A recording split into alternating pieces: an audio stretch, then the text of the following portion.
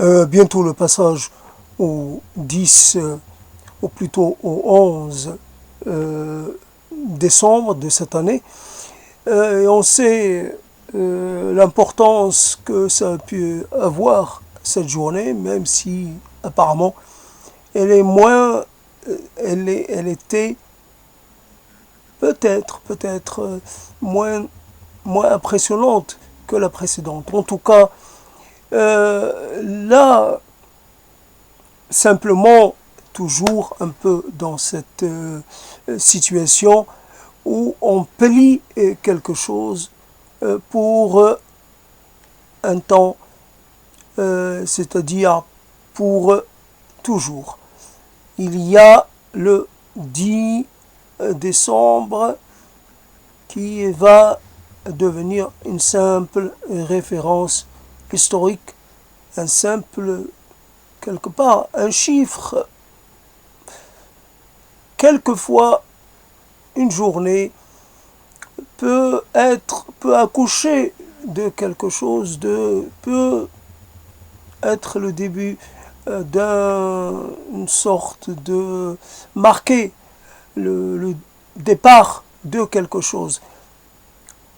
Les journées sont ordinaires la plupart du temps, banales et répétitives.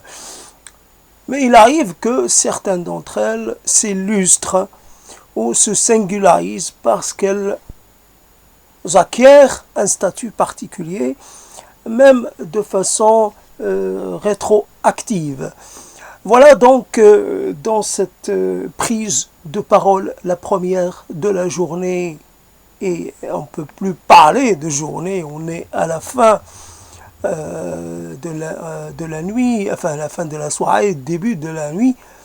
Et voilà donc ce matin j'ai eu cette idée que j'ai empruntée quelque part, un peu sur les marées, ce que peut déposer une marée. Pour quelqu'un qui a habité en bord de mer, bien sûr, la marée, ça peut amener des choses assez, comment dire, quelquefois, ça peut amener des choses assez variées, souvent sans grande importance, mais quelquefois, ça peut être, ça peut être un petit cadeau comme ça venu de nulle part, un petit trésor, un élément particulier, le squelette d'un animal, quelque chose qui a été au fond de la mer, qui est remonté, peu importe, c'est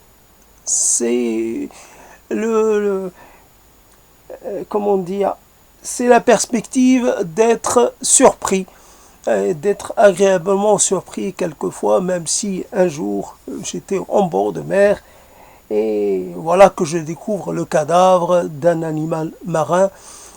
Et la seule chose, le seul contact que j'ai eu avec cet être défunt était olfactif. Il s'agissait d'un être qui sentait très fort et de façon totalement comment dire, impossible à ne pas c'est un souvenir, j'allais dire olfactif, même si le souvenir a disparu, évidemment. Au vu de mon odorat, je sens plus rien. Je ne peux pas reconstituer le souvenir de cette puanteur. Et il y avait là de la chair, je ne sais plus, qui était entamée. En tout cas, peut-être c'était un dauphin. En tout cas, je pense que c'était un mammifère. Voilà, donc voilà ce que la mer peut déposer. Et pour cette histoire du dépôt sur la plage, sur la grève, les choses qui viennent comme ça par tout un phénomène, je dirais la marée, pour simplifier, la marée du jour, parce que les marées finalement sont assez répétitives et assez elles se succèdent sans arrêt. Chaque marée peut peut-être amener une chose différente de ce qu'a pu amener la marée précédente, etc., etc. En tout cas, qu'est-ce que ça a amené la marée du jour chez moi? Tout ce préambule pour dire cela. Voilà, la marée du jour a déposé des choses qui sont pour la plupart et qui finalement se retrouvent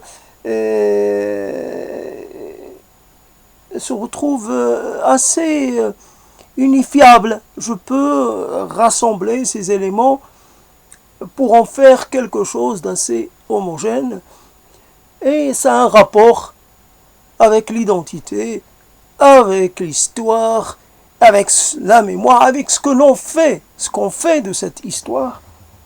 Finalement, il y a une question que j'ai peut-être posée hier. Pourquoi finalement nous devons un peu hériter d'une histoire qui n'est pas la nôtre? Mon histoire à moi, peut-être, je peux un peu l'imaginer jusqu'à peut-être mon grand-père, mais pas au-delà. Au-delà, je suis concerné tout en n'étant pas concerné. Alors, il y a une chose qui existe dans certaines sociétés et qui est horrible, c'est la vendetta, c'est la vengeance qui se poursuit sur de nombreuses générations. Et cette vendetta et cette coutume assez destructrice, assez vraiment quelqu'un qui paye pour un crime qu'il n'a pas commis, que peut-être son aïeul de, je ne sais pas, d'il y a 2 siècles, peut-être, ça n'a pas de sens. Voilà, je paye pour quelqu'un et moi, indirectement, je ne suis pas responsable. Je n'ai pas participé, je n'ai pas cautionné, je n'ai pas aidé.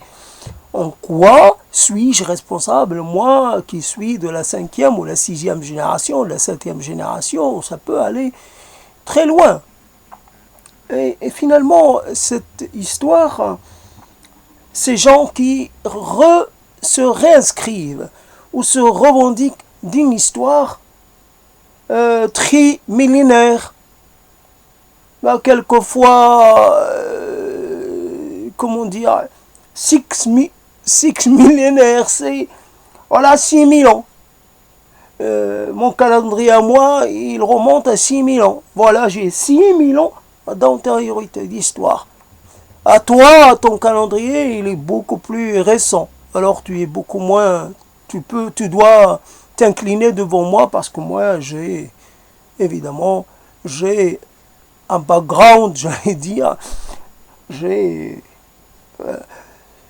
et dans alors, on crée évidemment une compétence, comme à un moment on a pu sortir ce concept de la concurrence des mémoires ou la concurrence des malheurs, puisqu'on parlait des mémoires un peu malheureuses, des mémoires marquées par la souffrance, et non pas des mémoires joyeuses. Il s'agissait donc, ce concept éclairait un peu cette tendance à... Oui, je suis peut-être enfant,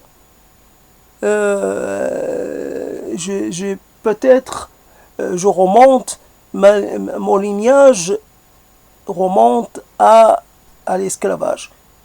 Mais est-ce que moi, je dois finalement réclamer quelque chose? Si je suis dans ma vie ordinaire, totalement, je vais dire, je vis normalement, une société évidemment, toujours comme toutes les sociétés, marquée par des tensions, par des conflits, par des luttes, mais c'est l'ordinaire d'une société, de connaître ce type, de connaître ce type de dynamique, ou ce type de j'allais dire d'effervescence, je ne sais pas comment le dire. C'est une société, ce n'est jamais stable, ce n'est jamais apaisé.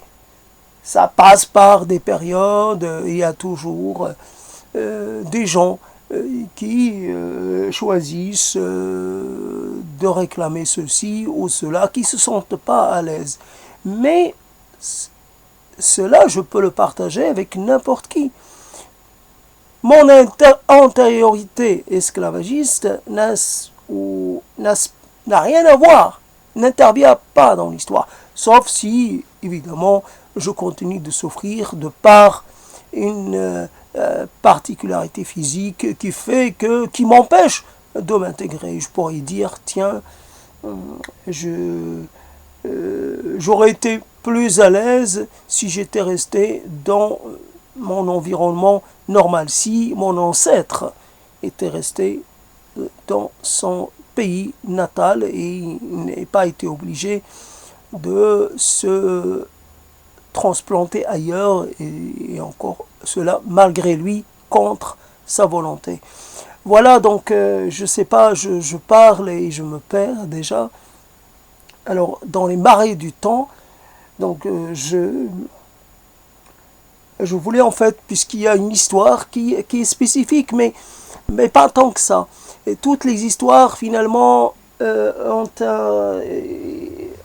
une parenté, ont des points communs.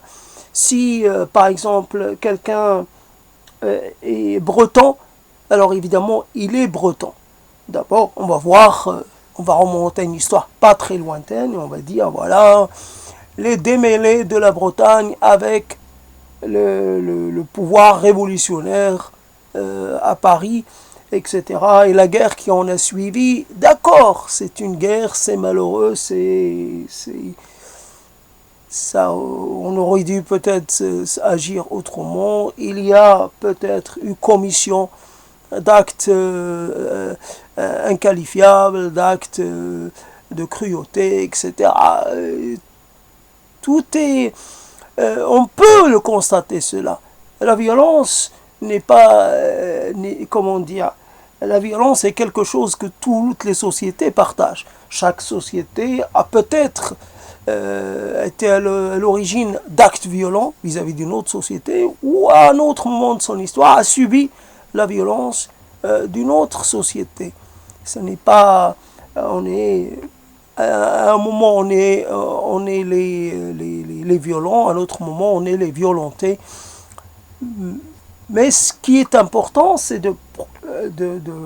finalement de s'inscrire, non pas dans une histoire ancienne, mais de dire que quelque part, il ne faut plus que cela se reproduise.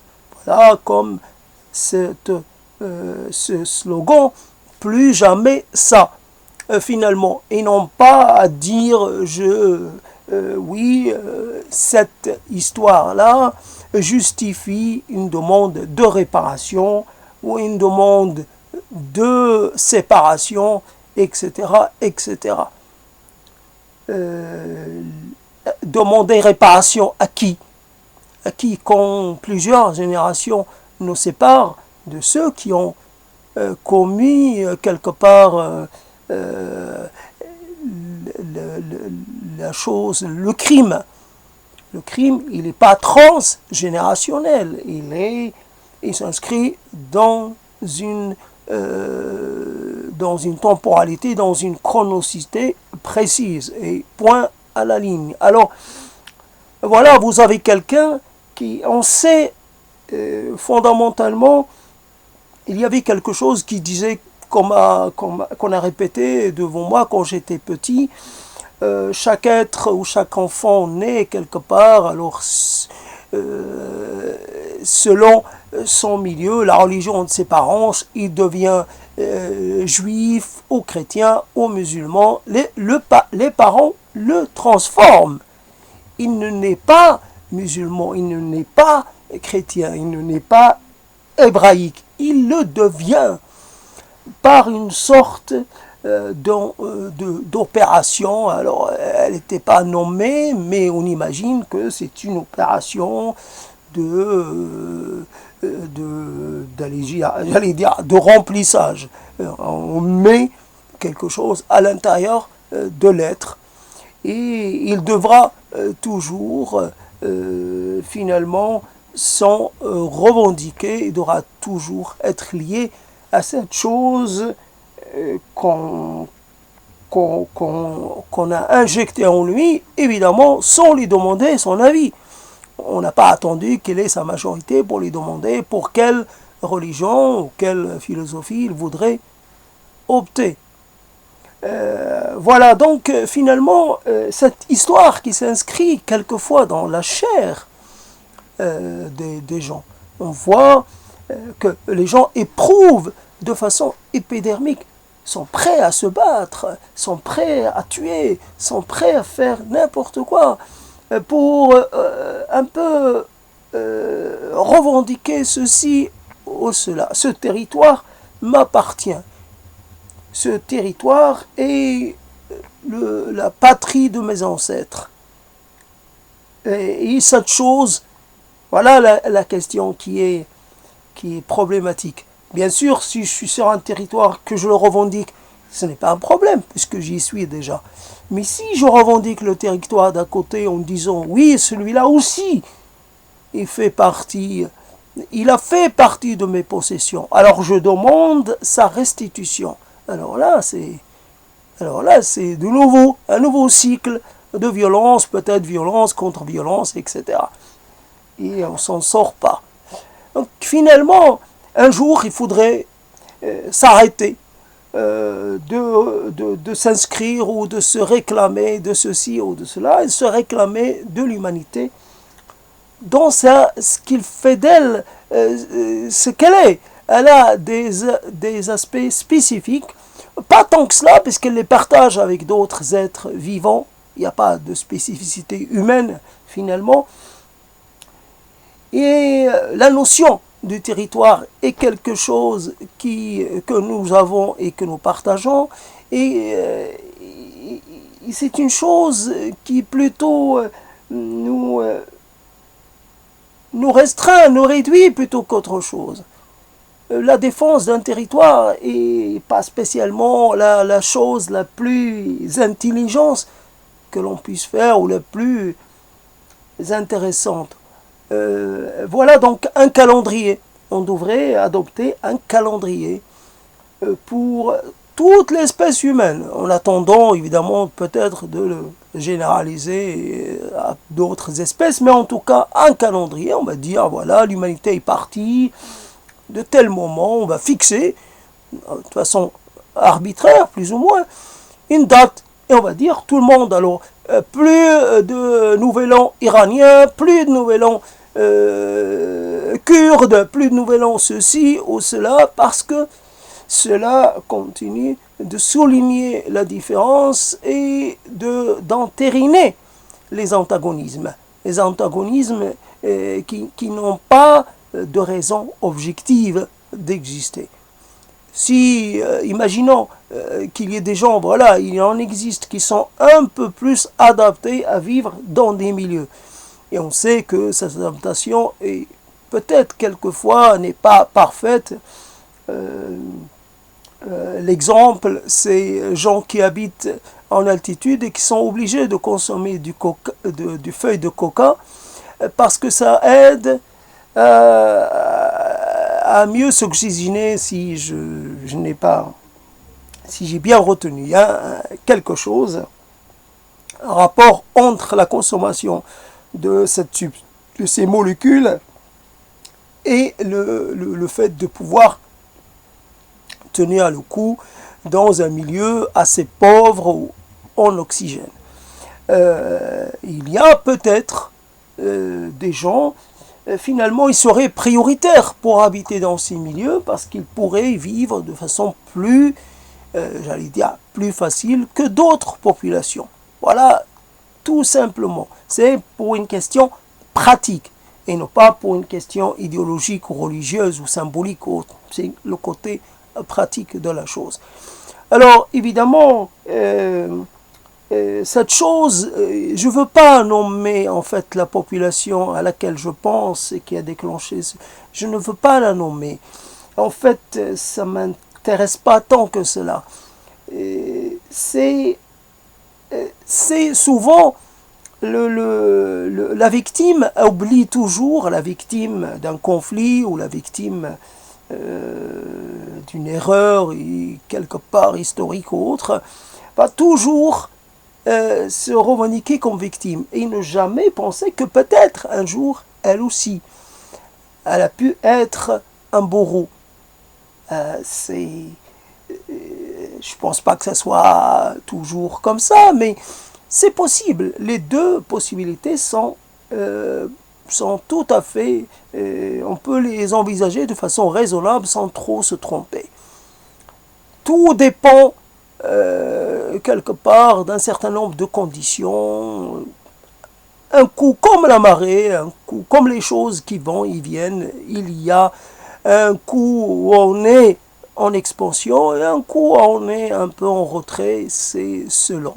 Alors évidemment, quand on est en faiblesse, bah, finalement, quand on... Alors voilà, donc les gens, quand ils revendiquent quelque chose, ils oublient que, par exemple, ils ont toujours tendance à ne voir qu'eux-mêmes. Il n'y a que eux qui souffrent et le reste non. Il n'y a que eux qui sont légitimes à revendiquer cette chose et le reste non. Ça me, ça me rappelle cette histoire, peut-être à un moment donné, dans cette vision, je ne sais pas comment la qualifier, mais cette vision de l'unité des travailleurs, des opprimés, etc. Il y a des gens qui ont voulu, qui ont pensé à une Palestine unifiée, à un État, j'allais dire, bi quelque chose, ou tri quelque chose, en tout cas. D'un coup, ça résout le problème politique, mais ça résout aussi, et on le résout d'une façon différente, c'est-à-dire l'unité des travailleurs. Alors, évidemment, sur le terrain, je n'en ai jamais entendu parler, par exemple, d'un syndicat des ouvriers palestino-israéliens, par exemple, qui aurait finalement été un peu la préfiguration de cet État unifié. Ce n'est pas, ça n'existe pas. Donc,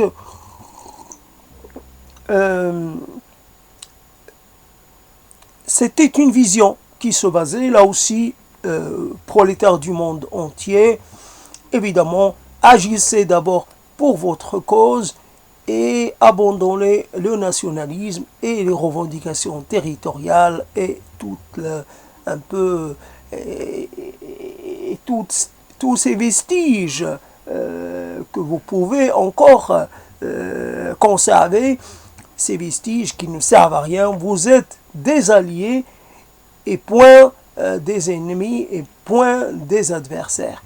Mais votre adversaire à tous, il est partout. Il est transnational et transcontinental. Il est... Vous avez un seul adversaire. Que vous soyez locuteur de cette langue ou d'une autre, que vous soyez habitant de ce territoire ou d'un autre, vous avez un ennemi et vous devez concentrer votre énergie contre cet ennemi, non pas se retrouver en alliance avec lui pour défendre par exemple une cause nationale ou une cause linguistique ou un récit historique mythifié, tout légendé, tout fabriqué. Voilà, on vous fabrique un récit historique et on vous le fait avaler et vous courez et vous courez à la guerre, un peu les mines réjouies. Vous allez à l'abattoir avec une certaine, comment dire, avec joie et liesse. Voilà, vous faites la guerre en chantant. Et, Un petit salut à ces, comment on les appelle déjà, à ces fraternisations qui ont eu lieu au début de la guerre de 14-18. Ces fraternisations, c'était quelque chose. Et un petit salut aussi à une personne qui, finalement, les marées du temps vont et viennent. Et dans cette marée, ce que dépose cette marée au niveau des gens, au niveau des choses auxquelles on pense, il y a quelqu'un auquel je pense. Alors cette personne, je me rappelle d'elle, elle s'était penchée pour chercher quelque chose, elle a dû ressentir un petit gêne. Elle a dit, oh ma mère, elle a dit en espagnol, et ma madre, ou quelque chose, elle s'est un peu... un peu dans cette situation, on fait appel à la mère, tout en sachant que la mère n'est pas là, mais on fait appel à la mère. Et moi, je me suis retrouvé, quelques années plus tard, à appeler ma mère aussi à l'aide. Et, et maintenant que ma mère n'est plus, et maintenant que cette personne n'est plus, j'ai vraiment du mal à l'imaginer. Ma mémoire conserve cette personne active et riante et habitée par une énergie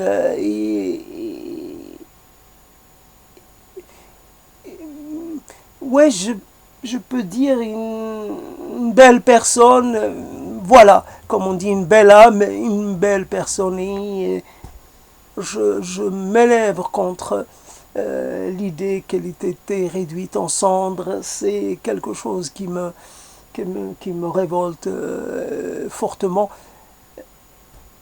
Je la conserve autant que je puis le faire présente.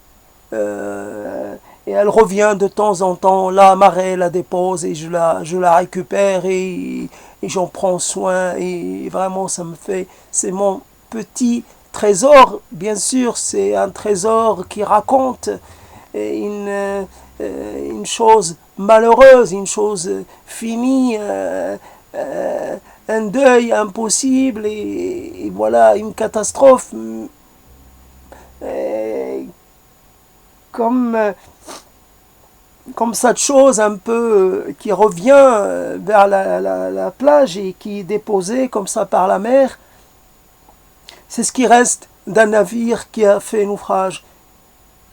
Vous gardez cette chose précieusement, mais en même temps, c'est quand même la preuve qui vous relie à finalement la preuve de cette abomination.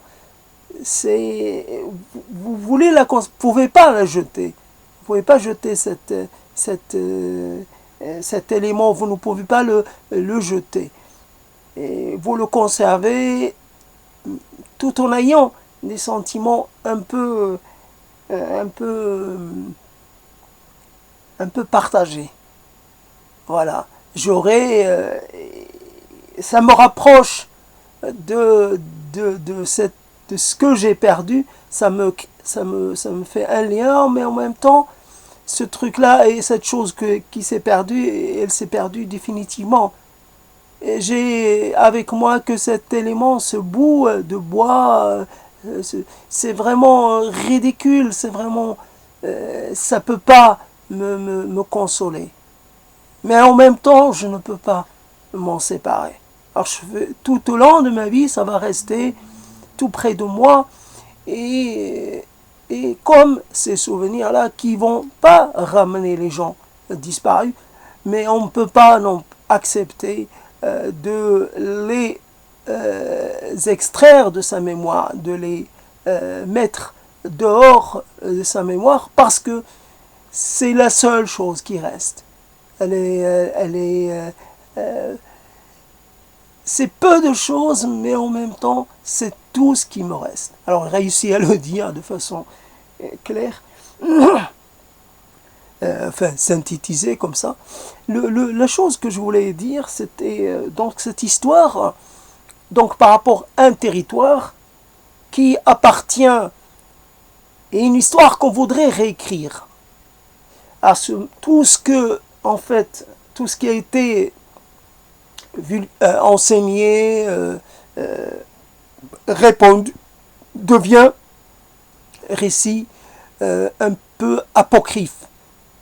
En fait, le vrai récit, c'est celui-là. Et ce qui est quelque part assez déroutant, c'est de voir la facilité avec laquelle les gens sont prêts à le gober, à le faire, à en faire le leur. Si on avait, par exemple, l'État espagnol qui se retrouve, je dis l'État espagnol, je ne dis pas l'Espagne, d'accord, je fais une concession, mais l'État espagnol, s'il avait vu où ça pouvait le conduire, comment dire, l'autonomie accordée aux régions, bon, il n'a pas été... Et voilà ce que ça conduit. La chose, elle ne peut que s'amplifier. Une demande de droit spécifique est la première étape pour un démembrement, pour une séparation. Voilà, chaque territoire finalement va dire je préfère vivre avec ma spécificité, replier sur mon histoire. Il n'y a que comme ça que je me sens chez moi, à l'aise.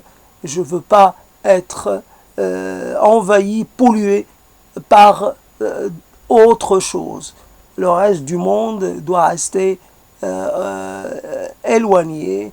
Alors j'ai ce qu'il me faut, j'ai ma langue, j'ai mon histoire, j'ai ma géographie, j'ai mes traditions, j'ai ma cuisine, j'ai ceci, j'ai cela, et la liste peut être très longue, ça me suffit largement. La preuve, un plat qui peut devenir un plat quelconque, bon, un plat qui quelquefois peut être cher, mais c'est un plat assez banal tout de même. Un plat peut devenir là l'objet, là aussi, l'objet d'une revendication multiple, d'une bataille. Voilà, un plat, ça y est. À une époque, personne ne s'y intéressait. Aujourd'hui, tout est prétexte à revendication, à appropriation exclusive. Moi, je trouve le terme, je suis content d'avoir trouvé les termes qui conviennent, donc je reste sans nommer les territoires en question. Et là, je passe sur quelqu'un d'autre qui, en fait, naît en France de parents, comme on dit, mixtes, d'un parent d'origine non française et d'une mère d'origine française. Et on lui a donné un prénom, j'en ai déjà parlé, donc je vais me répéter, un prénom Mehdi, le bien guidé, ou quelque chose comme ça, parce que, évidemment, par rapport à la série, le mot Mehdi ou Mehdi était un prénom qui pouvait passer, tellement le héros de la série était charmant, était acceptable par sa bouille, par ses cheveux, j'allais dire, raides, il porte un prénom comme ça, mais c'est un garçon, un joli garçon, et donc il était accueilli sans problème, il ne faisait pas l'objet d'un quelconque rejet. Donc Mehdi, à défaut de Mohamed ou d'un autre Abdel quelque chose, là Mehdi est simplement sans évidemment le mot Mehdi est vraiment un nom ou une qualité très très particulière, et elle est décontextualisée, elle est comme ça, mais en fait ça renvoie à une ère culturelle bien particulière, et même le Mahdi, c'est un peu le Messie qui doit revenir. En fait, le M, la même consonne, c'est la même lettre, et c'est finalement, c'est un prénom qu'on ne peut pas arborer comme ça. C'est une qualité très, très singulière. Passons. Donc l'être qui naît comme ça dans un univers partagé, peut-être conflictuel, probablement conflictuel ou très conflictuel même, il grandit, et là, il ne cherche pas finalement à s'inscrire dans quelque chose qui synthétise ou qui rassemble ou qui unifie les deux parties qui le constituent, cette identité quelque chose. Non, il va vers une histoire, une ère géographico-culturelle, et puis là aussi, il va s'inscrire dans l'histoire et dans un moment de l'histoire. Ce qui fait qu'il se singularise de multiples façons. En plus, il y a une singularisation qu'il introduit dans l'affaire que je ne vais pas dire parce que ça comment dire, ça illustre, ça fait que on va dire, bien sûr, c'est dans cette partie du monde, c'est normal. Non, cette chose-là est finalement universelle. C'est quelque chose de totalement, c'est plausible partout. Je ne sais pas comment dire, quelqu'un qui né aux États-Unis, on ne va pas dire qu'il est mexicain, il n'est plus mexicain, il n'est plus latino, il est américain, et on continue de dire qu'il est latino. Et lui-même, peut-être le problème, c'est qu'il va toujours se présenter ou se représenter comme latino. Et s'il fait des études, il va faire des études un peu dans le domaine latino, toujours ce problème. Alors, parce que, évidemment, quelquefois on est béni par les dieux et on reçoit un cadeau qu'on n'attendait pas, il y a une Iranienne qui est venue parler à la télévision et elle a écrit un livre qui s'appelle ou qui s'intitule Éloge du métèque. C'est marrant parce qu'il ne faut pas que j'oublie, elle a parlé de la catégorie du métèque qui a réussi, le métèque qui a échoué. Évidemment, elle a fait appel à des métèques assez célèbres. Est-ce que... voilà, le métèque, comme elle l'a défini, d'après ce que j'en ai retenu, c'est quelqu'un qui en fait ne s'installe nulle part. Un peu l'apatride quelque part. En fait, quelqu'un qui ne se retrouve pas dans la culture de son pays d'origine ou le pays d'origine de ses parents et qui ne se retrouve pas non plus dans la culture de son pays d'accueil. Alors il est finalement, il peut se revendiquer des deux, mais il a à créer son propre statut, sa propre identité. Et comme je fais moi, évidemment pour elle, le métèque était un peu l'aristocratie par rapport au mot aristocratique, une catégorie par rapport au mot immigré, ça se situe à un autre niveau.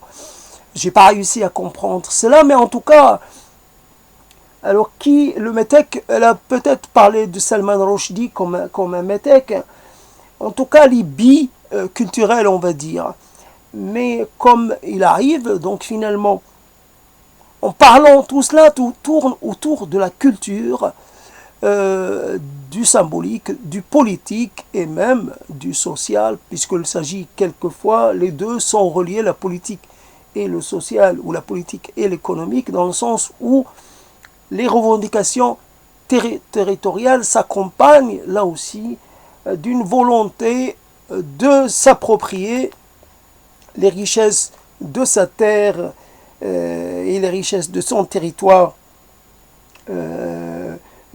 qui peut être aussi un territoire revendiqué, et non pas un territoire acquis, mais un territoire qu'on revendique et qu'on voudrait récupérer, et parce que, évidemment, l'idée que, évidemment, nos richesses profitent aux étrangers, nos richesses ne nous profitent pas, mais en plus on peut rajouter un élément supplémentaire, oui, il y a ce territoire qui nous appartient, dont nous avons été spoliés, et ces richesses doivent nous revenir. Voyez ce territoire, voyez comme il y a une continuité. Il y a une continuité, j'allais dire, topographique, il y a une continuité, j'allais dire, comment on appelle, il y a, c'est la même chose. Ces frontières-là, c'est pas nous qui les avons créées, c'est les conquérants qui les ont créées. Et finalement, les conquérants, alors on pourrait, là j'invente quelque chose qui n'a jamais existé, mais on pourrait dire, tiens, si comme pour la réparation par rapport à l'esclavage, mais on pourrait dire, ceux qui occupent la terre, l'esclavage, il n'y a pas histoire de terre, mais ceux qui occupent les terres, dont on va dire qu'elles ne sont pas les leurs, mais qu'elles se les sont appropriées par la force, et que malgré les siècles et les siècles d'appropriation, cela n'est toujours pas légitime. On délégitime et on demande, comment dire, des dédommagements pour les siècles d'occupation et d'exploitation. Une chose que je n'ai jamais entendue, mais qui peut venir comme ça dans le discours. Pourquoi pas? On peut demander réparation pour les préjudices moraux. Je ne sais pas comment on peut le faire par rapport à l'esclavage, puisque finalement, on va faire comment? Comment on va reconnaître la personne qui est issue comment et auprès de qui on va réclamer, on va prendre cet argent. Si par exemple les Israéliennes obtiennent toujours des dédommagements, c'est parce que les choses sont assez faciles à voir. Il y a là un État, quoique c'est toujours un peu problématique quand un État est détruit, l'État qui lui succède, et je ne sais pas s'il récupère là aussi ses dettes, et il doit y avoir quelque chose du point de vue du droit international qui permet cela, ce qui fait que l'État d'Israël peut réclamer des dommages de guerre et toutes sortes de dommages à l'État allemand, et l'État allemand lui fournit et depuis un certain nombre d'années.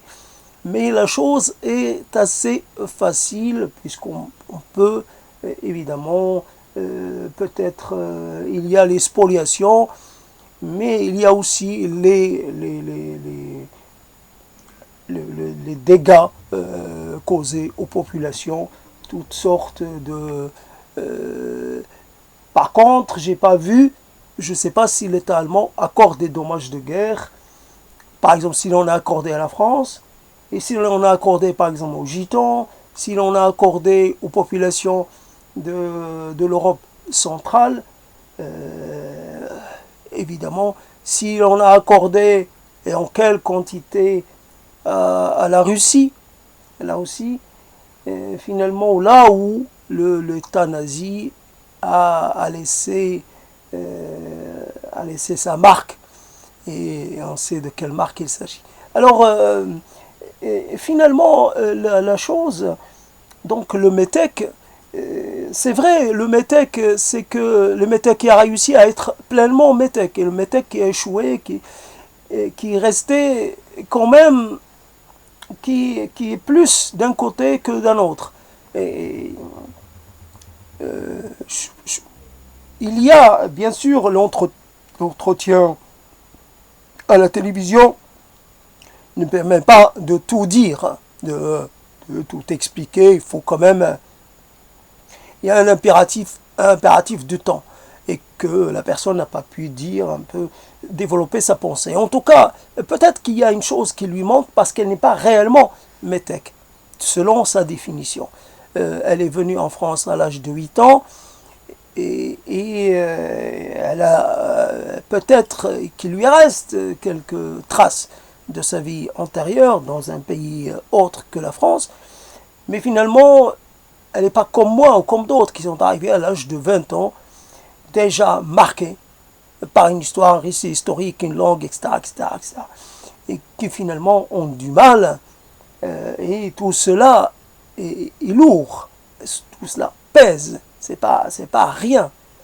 Alors, ce qu'il y a, c'est qu'on perd, d'un côté, on laisse tomber, on abandonne, on se défait de quelque chose, mais à côté, on ne récupère pas quelque chose de la même importance ou du même poids. Non, on est assuré de rien. Alors on abandonne, mais on ne récupère rien. Et le malheur, c'est d'être un métèque. Bien sûr, d'être quelqu'un qui n'a rien, qui ne possède rien en propre. Finalement, il ne peut plus appartenir à sa vie d'avant, il ne peut pas appartenir à sa vie actuelle, la vie qu'il vit tous les jours. Il n'est nulle part. Alors, c'est une source de souffrance et de douleur sans fin, sans fin. Il y a le mot exilé, mais le mot exilé est un mot qui pourrait laisser penser que, en fait, voilà, le métèque, c'était la définition, c'était celui, elle l'avait donné aussi, c'est celui qui naît en Grèce, mais qui n'est pas né, qui vit en Grèce, mais qui n'est pas né en Grèce. Je pense que c'est ça. Et en fait, le problème que je voulais... Ah, j'ai oublié, zut. C'était pas important, je pensais que j'allais faire une précision importante, et j'ai oublié ce que je voulais dire. En fait, la souffrance, oui, exilé. Exilé, ça veut dire qu'en fait, on a été forcé. Exilé, il y a ce EX, exfiltré, il y a ce préfixe qui exprime une sorte de mise en extériorité. Quelqu'un qui a été jeté dehors. Pour une raison ou pour une autre. Mais quelqu'un comme moi et comme d'autres qui est venu en France motivé par un désir fort et qui finalement se retrouve dans la situation dans laquelle je suis, celui-là ne peut pas se dire exilé. Oui, je suis un peu... je ne peux pas dire exilé. Et finalement, c'est le problème que je vis, c'est que je suis forcé de rester à l'intérieur de moi-même. Je suis forcé je suis empêché d'exister à l'extérieur. D'où le recours à ce type de paroles, bien entendu, qui finalement, il faut le dire, cette prise de parole n'a débouché sur rien, n'a eu aucun effet sur ma vie. C'est uniquement l'effet, j'allais dire, l'effet corporel, l'effet physique.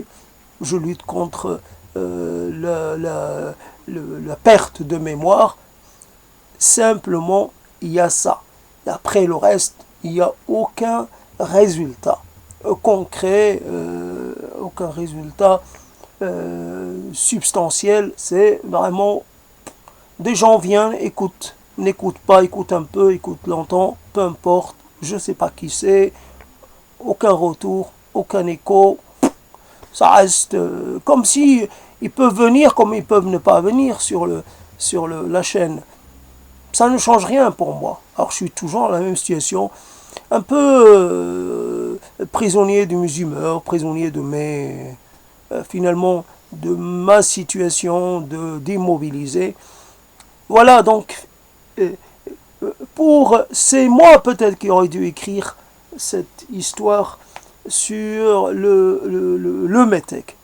Je, j'estime, je m'estime légitime dans cette, à parler de cette situation. Mais évidemment, bon, c'est comme ça. Voilà, j'avais pensé, oui, cette parole pouvait m'amener des propositions de coopération pour écrire quelque chose, il y a des éléments. Il y a des éléments, voilà, comme ça, nombreux éléments qui pourraient être, j'allais dire, le soubassement ou la première pierre pour passer à quelque chose de plus concret, à l'écriture, à la rédaction de plusieurs types d'ouvrages. Il n'y a pas que, il y a aussi la condition humaine tout court. Je peux être un métèque, mais je suis aussi un être humain. Et ce que je traverse, n'importe quel humain peut le traverser. C'est qu'il soit homme, femme, âgé, pas âgé, euh, euh, comment dire, heureux, malheureux, on a en face le temps, on a en face une forme de solitude, une forme d'enfermement, quelque chose qui ne peut pas, dont nous ne pouvons pas nous débarrasser. On a toujours quelque chose que nous n'arrivons pas à dire, à formuler, à communiquer, à bien expliquer, à bien verbaliser. On a du mal à savoir ce que l'on doit demander à l'autre, etc., etc. Les choses dont on devrait se réclamer, les choses qu'on devrait laisser de côté, etc. Voilà donc une chose un peu qui est assez reliée, des éléments comme ça. Alors l'élément premier, c'est la revendication d'un territoire et la demande d'une jouissance exclusive des possibilités ou du potentiel qui peut être fourni par ce territoire. Après, il y a une autre étape, quelqu'un qui, d'une certaine façon, dans une situation quelqu'un qui est écarté, qui est écartelé, qui est partagé entre plusieurs système d'inscription symbolique ou autre. Il est ceci et cela en même temps. Il est plein de choses. Alors si j'avais un prénom, oui, il y avait un ouvrage de science-fiction qui s'intitulait L'homme multiple. Alors c'est l'homme multiple, l'homme,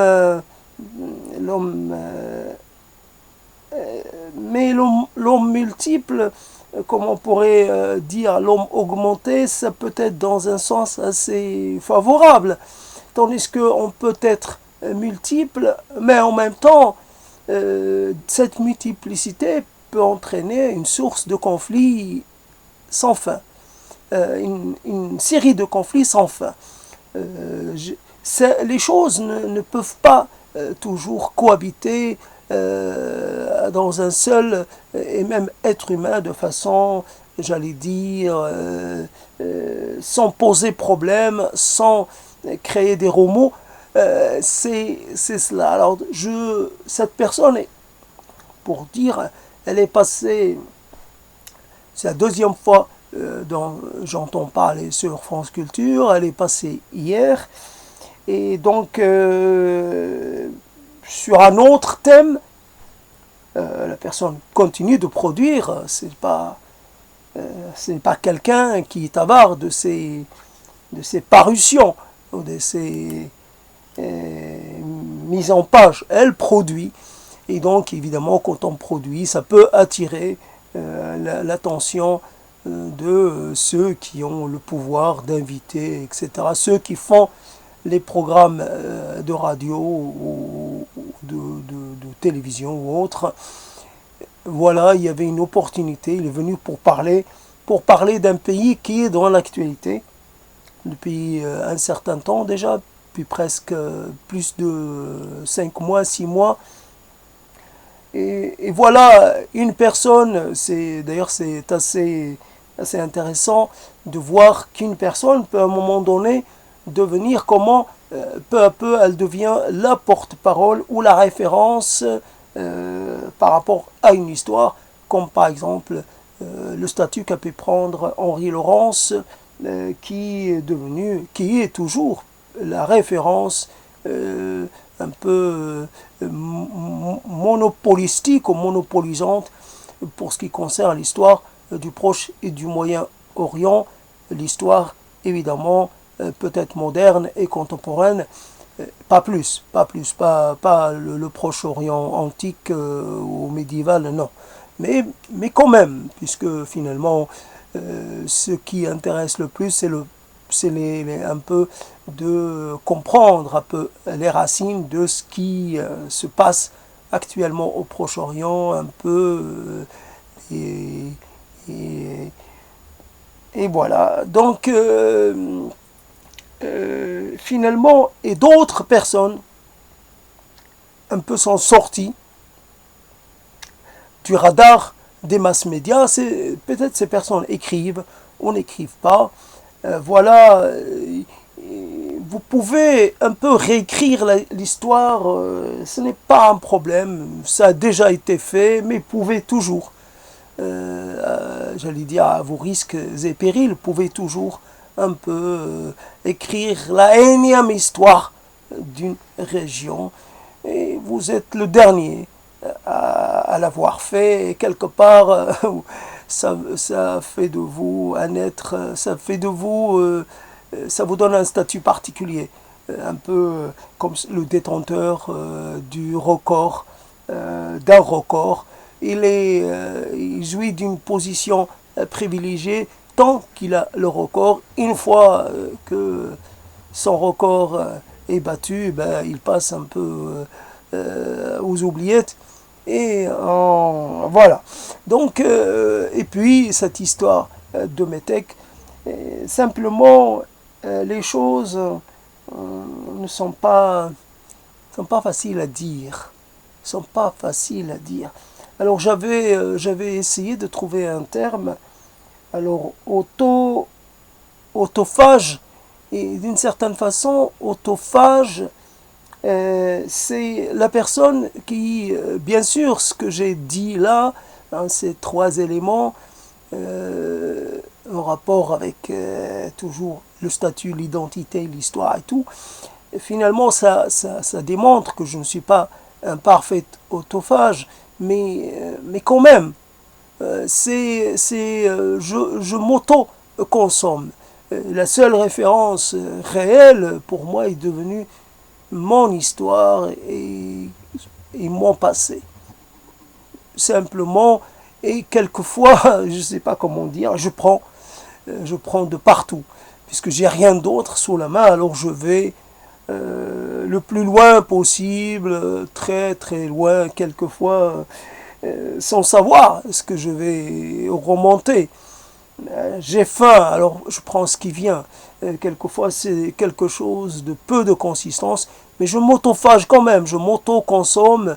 À défaut de pouvoir consommer autre chose, je consomme un peu ma vision, mes rêves, mes échecs, mes défaillances, mes défaites, tout ce qu'on veut. Voilà un peu pourquoi ces paroles ont ce caractère-là, malgré tout, un caractère, j'allais dire, quelquefois auto-centré, on ne peut pas faire autrement. Et puis, là aussi, il reste des gens, bien sûr, que je peux citer, mais je ne veux pas, parce que je suis en conflit avec elles, parce que finalement, ces gens m'ont déçu. Voilà, simplement, on peut dire oui, on peut s'accorder. Ça, pas de problème. Je suis un être qui appartient pas à son siècle. Allez, c'est énorme, je l'ai dit. On disait à une époque, il n'en est de cette qualité ou de cette catégorie d'homme ou d'humain qu'un par siècle. Bien sûr, le fait que je ne l'ai pas oublié, ça montre que c'est quelque chose qui s'est inscrit en moi.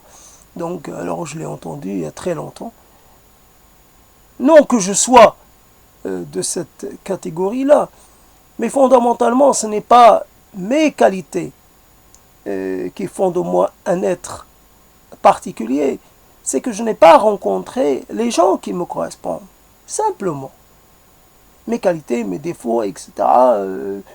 J'ai rencontré des gens qui peut-être auraient dû rencontrer d'autres gens que moi.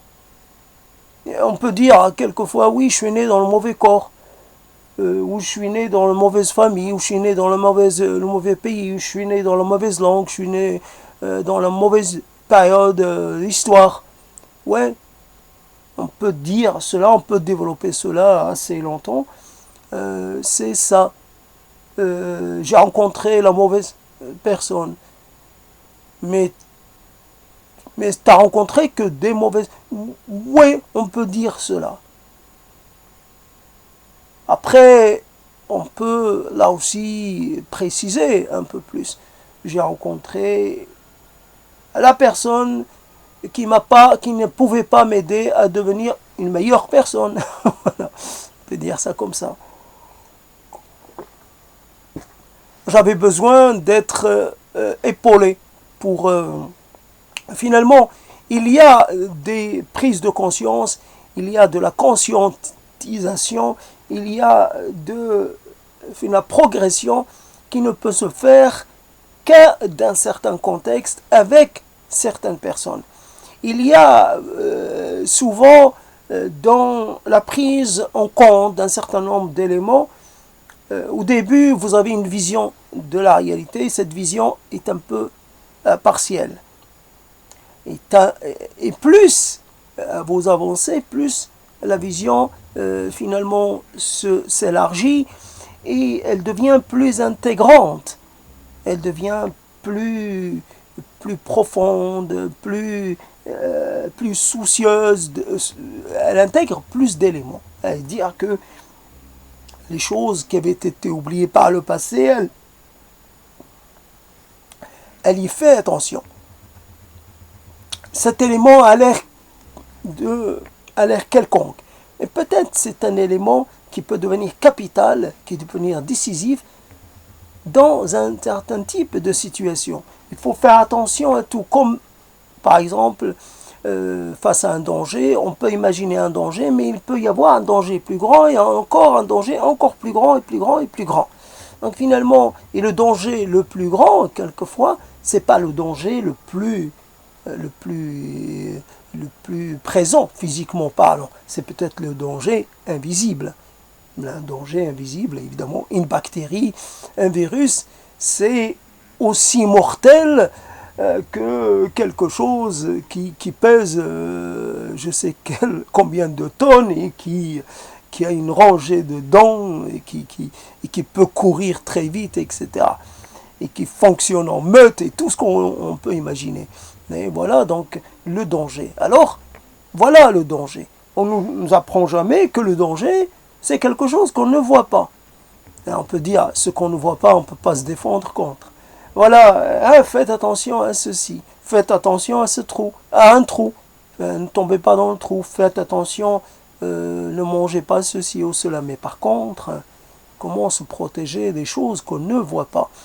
Alors, finalement, dans cette vision de la réalité, il y a des gens avec lesquels vous allez avancer très vite. Vous allez monter les escaliers 2 par 2, ou 3 à la fois, ou 4, incroyable. Vous avancez. Évidemment, il y a toujours, à un moment donné, on ne peut plus progresser.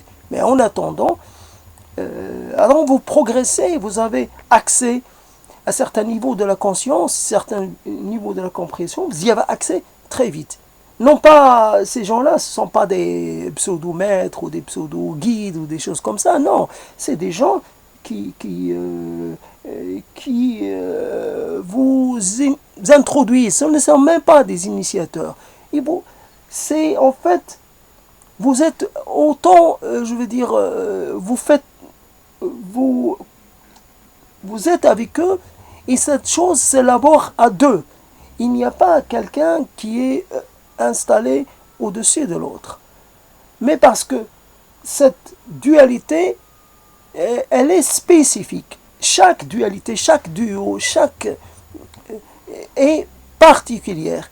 Et pour peu qu'on tombe sur la personne qu'il faut, comme une fois, j'ai pas beaucoup d'exemples, mais comme je m'étais trompé une fois, voilà, on se trompe plus souvent que l'inverse. Une fois, je suis tombé sur quelqu'un, avec une personne avec laquelle j'ai une petite histoire, et elle se trouvait qu'elle connaissait l'organisation étudiante de jeunesse affiliée à l'Albanie du temps d'Enver Hoxha, à l'Albanie stalinienne, ou je ne sais pas comment, ou hodgienne, à l'Albanie ancienne maintenant, qui n'existe plus maintenant, mais qui a laissé sa marque, évidemment, ne serait-ce que dans le paysage, par les blockhosts, etc. Une Albanie, alors, l'UJAVA, si je me souviens bien, donc l'Union des jeunes, je ne sais plus quoi. Donc, je ne sais pas par quel miracle elle a rencontré le nom, ou elle a peut-être même rencontré cette organisation. Mais on peut se tromper dans le sens inverse, et là l'erreur est beaucoup plus, et vraiment avec des répercussions énormes. Il y a quelqu'un qui a regardé un documentaire tourné dans le pôle Nord, et finalement avec un découvreur, voilà, etc. Un document qui est passé sur Arte, bon, Arte, même maintenant c'est devenu un peu plus grand public, mais à l'époque, j'imagine, et puis finalement la personne avait regardé le même documentaire, et je m'étais dit, un élément important de proximité. Là, finalement, il n'y avait pas de proximité. Ce n'était qu'un accident. Voilà. Et donc, il y a des gens, vous les rencontrez, ça permet à quelque chose de voir le jour. Mais quelque chose, pas de l'ordre de l'illusoire, pas de l'ordre de cette chose qu'on se raconte. Il y a plein comme ça de rencontres qui n'en sont pas. C'est vrai, je me rappelle cette histoire, je me rappelle ce qui me reste en partie de cette histoire, à un moment donné, une longue histoire qui m'a tué, mais il me reste quelques petits vestiges. Je me rappelle en parlant, étant emmené par ma parole, finalement, je dois être un amoureux de ma parole parce que finalement, c'est ma parole ancienne et par son exubérance et par son côté un peu, j'allais dire, extraordinaire et facond et fécond. Et j'avais pris un insecte et je l'avais détruit. Et finalement, j'en avais conclu que j'avais fait là un acte particulièrement fort. Mais je ne sais pas si je m'étais comparé à Dieu, je n'en sais rien. En tout cas, bien sûr, un insecte peut mourir de plein de façons. Un insecte en ville, bon, c'était la banlieue un peu. Il y avait encore de la verdure, donc les insectes ont des raisons d'être là-bas. Mais finalement, j'ai pas dit, tiens, à une époque, on parle aujourd'hui des insectes qu'on retrouve un peu sur les pare-brises. À cette époque, quiconque conduisait sur les routes voyait son pare-brise rempli d'insectes. Aujourd'hui, c'est plus le cas. Donc, quelque part, celui qui conduisait il y a 40 ans, finalement tuait plus d'insectes que moi, qui n'en ai tué qu'un. Donc finalement, lui, il était encore plus agissant que moi, je m'étais cru l'être. Il intervient dans l'œuvre de Dieu de cette façon que même Dieu n'avait pas prévu. Moi, je prends un insecte, cet insecte a une histoire, a un destin. Et son destin, il n'est pas de se faire écraser, d'être réduit à rien, à quelque chose qu'on ne voit pas, sous, entre mes doigts. Finalement, j'ai détruit quelque chose qui était parfait, fonctionnel,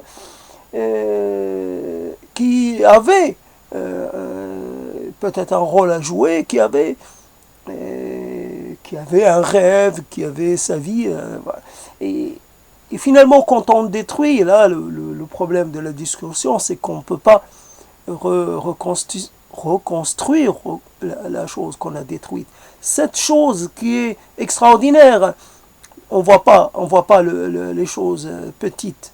Un virus, ça doit être aussi extraordinaire, mais on ne le voit pas. Donc on reste sur les choses qu'on voit, un insecte. Voilà la chose merveilleuse que c'est un insecte. Ses ailes et son corps fonctionnel, encore une fois, qui lui permet de vivre et de se protéger et de pouvoir finalement arriver à obtenir la chose qu'on désire tous, c'est-à-dire la procréation, c'est-à-dire se perpétuer à travers cet acte fondamental qui est celui de la reproduction. Et je détruis cette œuvre de Dieu comme ça, de façon, j'allais dire, finalement, voilà un peu le degré suprême de l'orgueil. Et on ne m'a pas dit, et voilà, quelqu'un qui laisse une situation dans laquelle on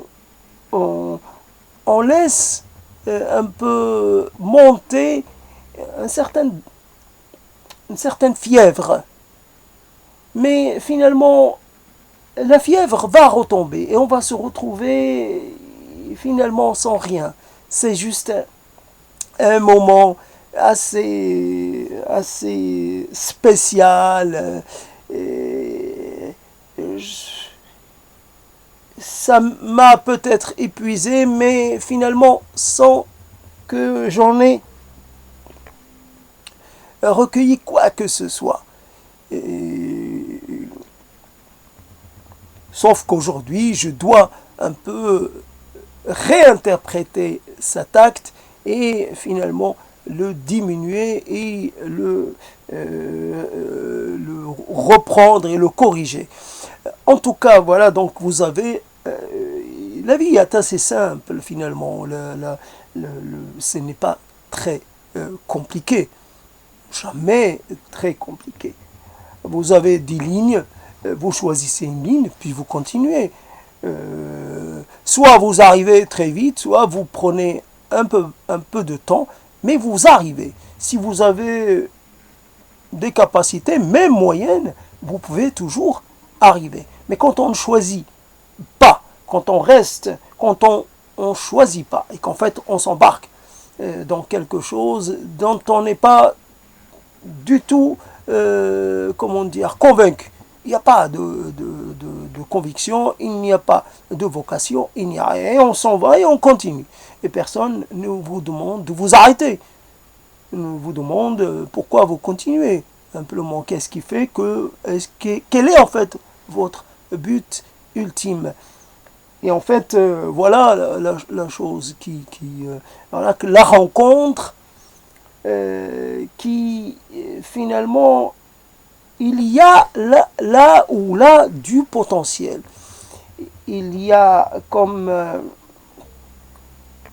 un être est composé de plein de potentialités, plein de projets, plein de capacités, plein de folie, plein de direction. Et, et tout cela est finalement est un peu... il ne peut s'activer que quand il y a une sorte de collaboration, de présence de l'autre. Soit on a du mal finalement à démarrer.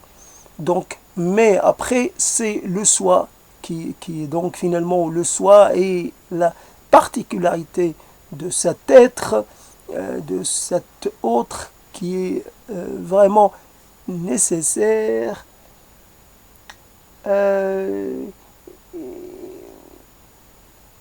Vous pouvez avoir une voiture qui finalement a son carburant et tout, mais si vous n'avez pas un moyen finalement de déclencher la combustion, si vous n'avez pas une sorte d'étincelle, un élément qui crée l'étincelle, rien ne se passe. La voiture est fonctionnelle, mais il manque un élément qui peut être d'un coup ridicule, mais il a un rôle imminent. Voilà, il est là pour mettre en fonctionnement tout l'ensemble. Sans cet élément, sans qu'il crée l'étincelle, il n'y a pas de mouvement, la voiture est à l'arrêt.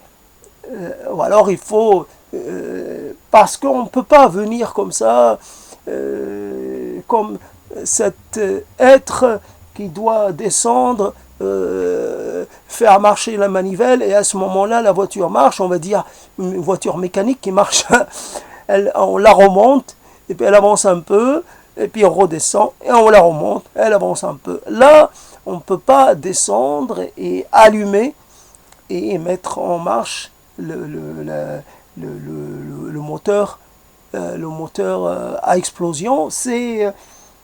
Il faut qu'il y ait cet élément. Et cet élément, l'être, l'autre, est cet élément quelquefois, cet élément déclencheur, cet élément favorisant, cet élément peut-être là en plus, même quelquefois beaucoup plus, des multiplicateurs,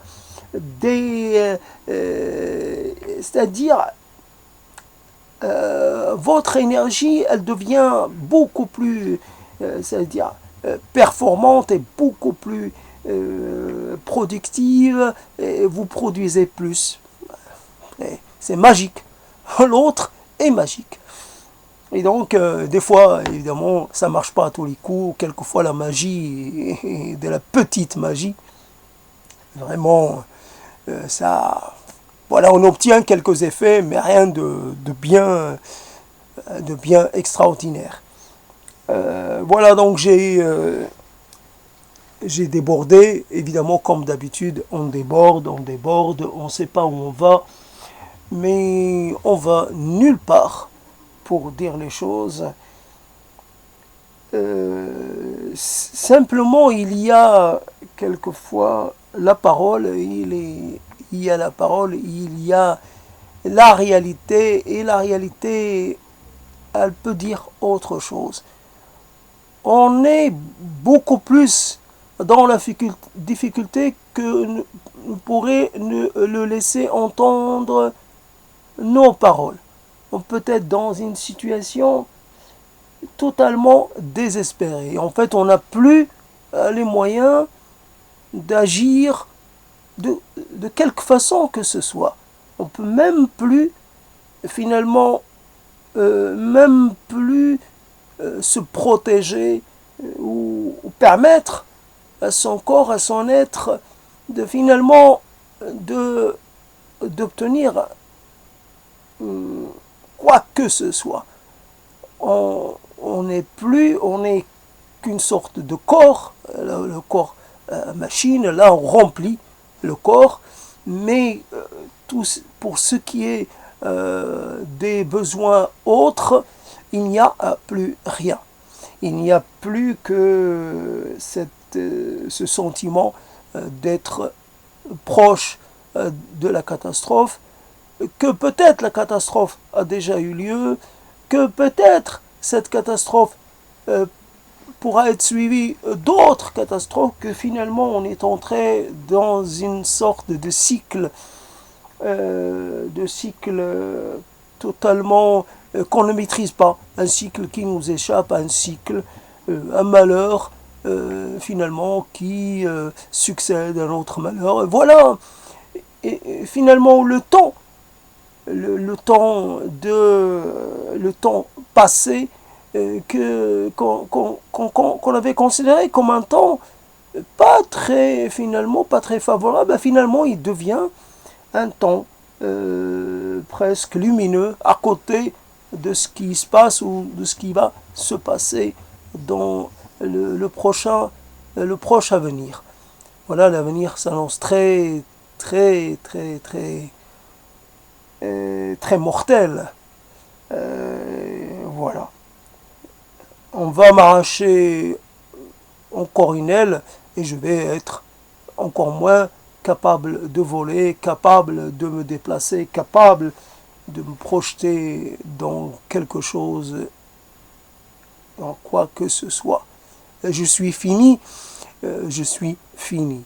Me le dis comme ça à moi-même, j'entends l'écho de cette phrase. Je suis fini, je suis fini.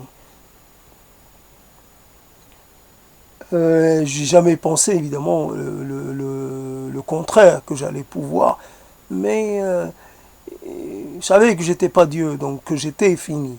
Mais comme ça, fini, hein, comme ça, c'est vraiment, c'est regrettable, c'est désolant. Je me désole pour moi-même. Être arrivé à ce stade comme ça, de la déconsidération, à ce stade de la dépréciation, à ce stade de la perte de valeur, c'est quand même très navrant et très navrant. Et vraiment, c'est peu de le dire.